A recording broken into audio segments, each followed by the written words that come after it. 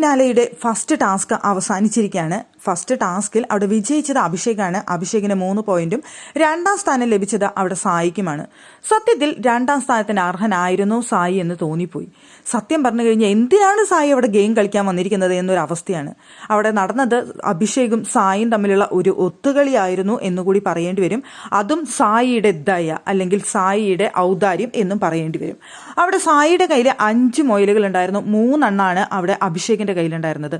ആ സമയത്ത് ലാസ്റ്റ് 1 മിനിറ്റിന് തൊട്ട് മുൻപായിട്ട് അഭിഷേകിന്റെ കയ്യിലേക്ക് ഒരു ഗോൾഡൻ റാബിറ്റിനെ എറിഞ്ഞു കൊടുക്കുകയാണ്. എന്നിട്ട് നമ്മുടെ 2 പേരുടെ കയ്യിലും തുല്യമായിരിക്കട്ടെ, എന്തായാലും കുഴപ്പമില്ല, തുല്യമായിട്ടിരിക്കട്ടെ, ലാസ്റ്റ് റൗണ്ടിൽ ജയിക്കുമ്പോൾ ആരാ ജയിക്കണമെന്നുണ്ടെങ്കിൽ ആൾ ജയിച്ചോട്ടെ, എനിക്ക് കുഴപ്പമില്ല എന്ന് പറഞ്ഞിട്ട് തുല്യമായിരുന്നോട്ടെ എന്ന് പറഞ്ഞിട്ട് ദാനമായിട്ട് അവിടെ ഗോൾഡൻ റാബിറ്റിനെ എറിഞ്ഞു കൊടുക്കുന്ന സായിയാണ് നമുക്ക് അവിടെ കാണാൻ സാധിച്ചത്.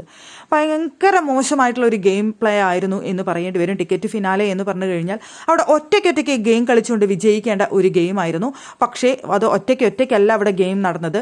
അഭിഷേകും സായും തമ്മിലുള്ള ഒരു ഒത്തുകളിയാണ് നമുക്ക് അവിടെ കാണാനായിട്ട് സാധിച്ചത്.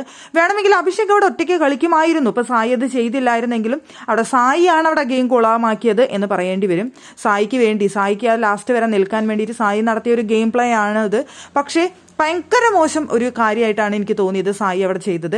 എന്നിട്ടും അഭിഷേകിന്റെ കൂട് മുഴുവനായിട്ട് പൊളിക്കാൻ ശ്രമിക്കുകയോ ഒന്നും ചെയ്തില്ല. എനിക്ക് സെക്കൻഡെങ്കിലും കിട്ടിയാൽ മതി എന്നുള്ള രീതിയിൽ അവിടെ നിൽക്കുന്ന ഒരു സായിയെ നമുക്ക് കാണാനായിട്ട് സാധിച്ചു. ഭയങ്കര മോശമായിട്ടുള്ളതാണ് സായി അവിടെ കളിച്ചത്. എന്തിനാണ് സായി പണിക്ക് നിന്നതെന്ന് മനസ്സിലായില്ല.